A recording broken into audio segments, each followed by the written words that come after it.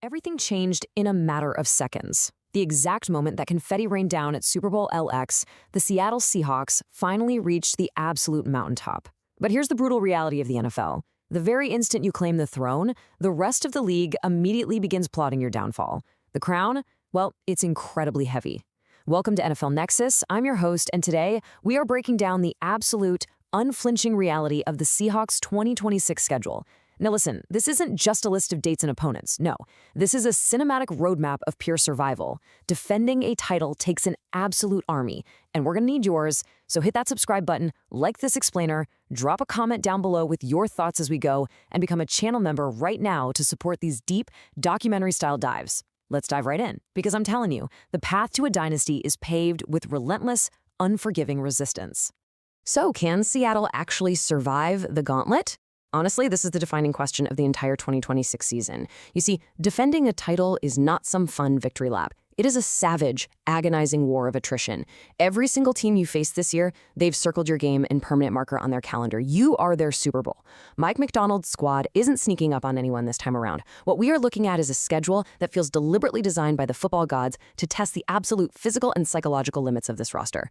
So to really understand if they can forge a dynasty out of this, we have to methodically outline the stakes. We need to look at this week by week, snap by agonizing snap, and leave absolutely no variable unexamined. And look, the foundation of this defense begins with sheer, massive structural upheaval. You don't just lose your offensive coordinator and your star running back without feeling the aftershocks. It's like pulling the engine out of a sports car. Clint Kubiak's departure to Las Vegas? That rips away the entire architectural playbook of their Super Bowl run. We're talking about the exact wide zone rushing concepts and those brilliantly timed play-action screens that perfectly insulated this offense. And Kenneth Walker III? Man, the physical heartbeat, the explosive engine that dictated the entire tempo of games, he's gone. Off to Kansas City in free agency. And this is a massive but, Seattle retained their core. Quarterback Sam Darnold and wide receiver Jackson Smith-Njigba are back. The narrative here is just extreme, palpable tension. This is an offense desperately trying to find its new identity. They have to seamlessly bridge the tactical gap left by Kubiak's system while heavily relying on the undeniable, almost unspoken chemistry between Darnold and Smith-Njigba. The margin for error while they reconstruct their identity on the fly? Absolutely zero. And having zero margin for error brings us right to the opening sequence of the season. I like to call this the rematch versus the rebuilds. We kick things off with a Wednesday, yes, a Wednesday, week 1, primetime Super Bowl LX rematch against the New England Patriots right at home. I mean, think about the pure adrenaline of that, the raw emotion of hanging that championship banner in front of the exact same team you just dismantled to earn it. But here's the catch. Immediately after that intense emotional high, Seattle faces a deeply psychological test. They have to methodically dismantle 2 rebuilding squads without suffering a massive emotional letdown. Week 2 brings the Arizona Cardinals. They're energized by their new offensive mind, Mike LaFleur. His dizzying, constant pre-snap orbit motions are designed specifically to misalign champion linebackers and create just microseconds of hesitation. Then, Week 3, you're on the road against Washington. Now, Washington drafted Sonny Styles in the top 10 to anchor their secondary, but the Commanders still have these massive, gaping schematic holes up front. Seattle has to methodically expose those. The question is, can you come down from the ultimate Super Bowl high and just handle your business like professionals? Let's actually rewind to that Week 1 matchup for a second.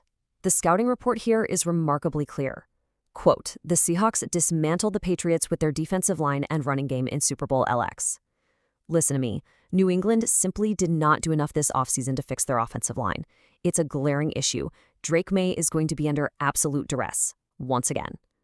Picture it, that deafening Lumen Field crowd on a Wednesday night.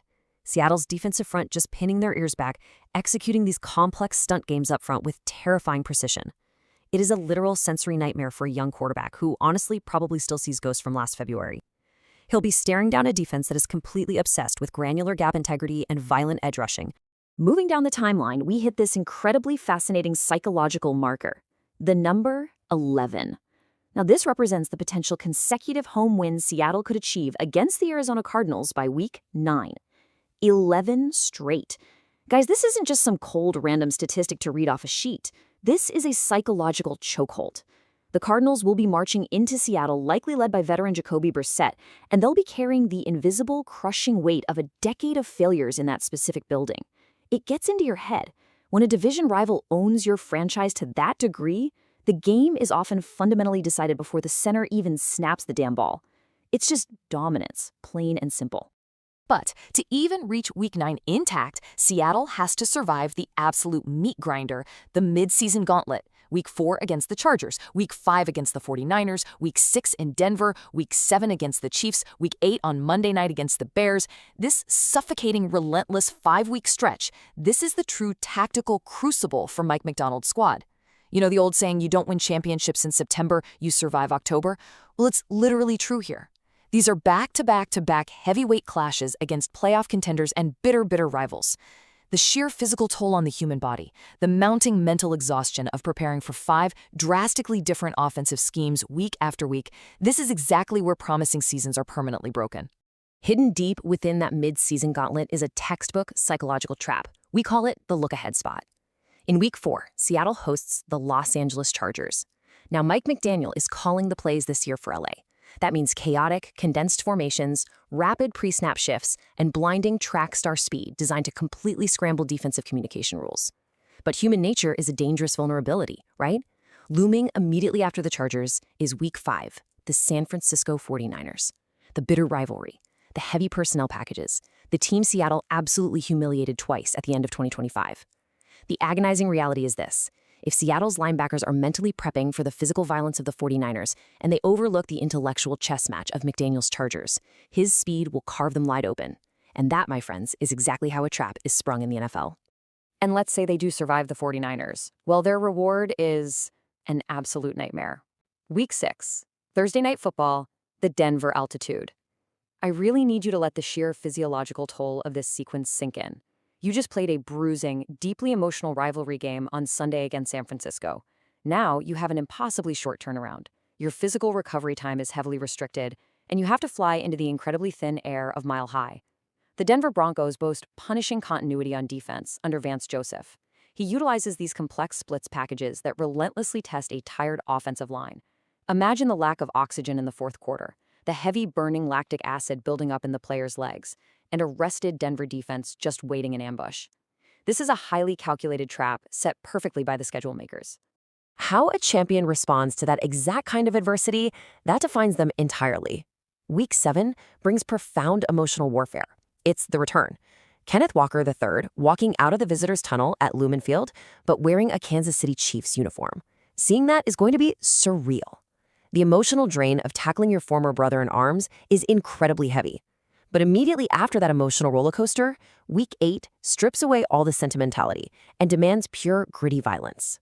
The Chicago Bears on Monday Night Football. The Bears fancy themselves contenders this year, but their interior offensive line is a glaring, massive liability. This game won't be won with passion or emotion. It's going to be won with microscopic, technical precision. Club moves, swim techniques, pure bull rushes directly into the A-gap. Seattle's interior defensive line has to completely, fundamentally destroy the Bears' center on national television. It is literally going to be a street fight in the trenches. And you know, the complex reunions don't just end there. Heading into Week 10 in Las Vegas, a very cerebral reality sets in. As the quote says, Clint Kubiak's reunion with his old team will be a difficult one. Having your former offensive coordinator actively attacking your defense is uniquely dangerous. Kubiak knows Seattle's defensive personnel intimately. I mean, he knows exactly which linebacker bites a little too hard on play action. He knows Sam Darnold's exact progression reads and his subtle tendencies when he's under pressure. Whether it's veteran Kirk Cousins or Fernando Mendoza under center executing Kubiak's revenge plot, a head coach playing his former team elevates the whole chess match to an obsessive, almost paranoid degree right before the bye week. Finally, coming out of that Week 11 rest period, Seattle actually gets a massive strategic advantage. Week 12, they're at San Francisco. Going into Levi's Stadium is usually a daunting task for anyone, but catching the 49ers right off a bye, that allows Mike Macdonald 2 full weeks to properly diagnose and game plan for an elite offense. But honestly, that sense of relief is a total mirage, because Week 13 brings Monday Night Football and the absolute terror of the Dallas air raid. The Cowboys possess a relentless, vertically integrated passing attack. They run these 4 vertical concepts specifically designed to isolate your third cornerback on an island. They actively hunt backup safeties. The sheer, overwhelming volume of their passing attempts is built to brutally expose the one single question mark Seattle still has, their defensive depth in the secondary. Following that Dallas shootout, Seattle hosts the New York Giants. Now, the Giants are fundamentally improved under John Harbaugh. They're legitimately pushing for an NFC wildcard spot. But I want you to narrow your focus to the psychological nightmare facing young Giants quarterback Jackson Dart. Imagine stepping into the deafening, earth-shaking 110 decibel roar of Lumen Field in December. The center is forced to rely entirely on silent snap counts. The offensive tackles, they're a crucial half-second late off the ball because they literally cannot hear the cadence. And let me tell you, that half-second is all an unforgiving, elite Seattle edge rusher needs to completely ruin a play. For a young quarterback, that isn't just a tough football game, it is total sensory overload. It creates absolute panic in the pocket. Which brings us to the absolute climax of this cinematic season, the final push. This is a 4-part late-season crucible where every single agonizing snap will dictate the hierarchy of the NFC West and, frankly, the entire conference. Step 1, a Saturday war in Philadelphia. Step 2, a primetime Christmas Day clash against the Rams. Step 3, a smothering physical test in Carolina. And Step 4, the massive season finale back in Los Angeles against the Rams. When your roster's bodies are battered and broken, when the weather turns freezing cold, and when the stakes are entirely life or death for your season, this is the final mountain you have to climb. The true danger of this stretch really begins in Week 15. The quote up there hits the nail on the head. Going on the road late in the season on a short week is a formula for a loss. That is the dire, unglamorous circumstance facing Seattle. You're flying clear across the country in mid-December on a Saturday, and you're facing an elite Philadelphia Eagles defense masterminded by Vic Fangio. Fangio's 2 high safety shells are absolutely legendary for disguising post-snap rotations. He expertly baits offenses into thinking the middle of the field is wide open before violently snapping the trap shot. Doing this on a short week means you have virtually no physical on-field practice time to prepare. You're doing mental walkthroughs in a random hotel ballroom. Facing a cerebral defensive mastermind under those exact conditions, it is a recipe for complete and total offensive stagnation. And if you somehow survive Philly, you immediately walk into a 2-part epic against Sean McVay and the Los Angeles Rams. Week 16 is on Christmas Day. We're talking major playoff seeding implications on the line for the entire world to see. But you have to frame this carefully. That Week 16 home game, it is just the prelude. It's simply the appetizer for the brutal, revenge-fueled Week 18 finale in Los Angeles. Beating McVay's mind twice in 3 weeks is a monumental intellectual challenge. The guy is a master at sequencing plays. He'll deliberately set up a tendency in the first quarter specifically so he can break that exact tendency and burn you deep in the fourth quarter. It is a masterclass in tactical misdirection, and the division crown will likely hang entirely in the balance of these 2 matchups. So when you zoom out and trace the emotional momentum of this entire journey, a terrifyingly clear story emerges. Wins early against New England, Arizona, and Washington, that builds a false sense of invincibility. But then, boom, the trap snaps shut against the Chargers. They rebound violently against the 49ers, only to have their legs completely give out in the Denver altitude. They grind through the sheer physical exhaustion of the midseason to reach the bye week. Coming out, they secure a massive road win in San Francisco before the sheer volume of the Dallas passing attack overwhelms their secondary. They handle the Giants, drop the short week Saturday war in Philly, win the magical Christmas clash, smother Carolina, and ultimately, they drop the revenge-fueled finale to McVay's Rams in Los Angeles. When the dust finally settles on all of this, the math leaves us with this exact number, 12-5. Let that linger for a second. In the modern NFL, with a target painted on your back the exact size and shape of a Super Bowl ring, this is the calculated absolute price of greatness. You are going to take your lumps. You will fall into cleverly disguised traps. You will lose games purely because of scheduling friction, altitude, and total inescapable physical exhaustion. But 12-5?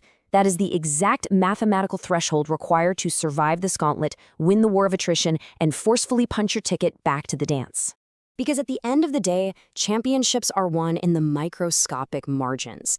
Every short week, every look-ahead spot, every dropped pass in the thin air of Mile High, every cleverly disguised coverage variation, that is exactly where the story of the 2026 Seattle Seahawks will be written.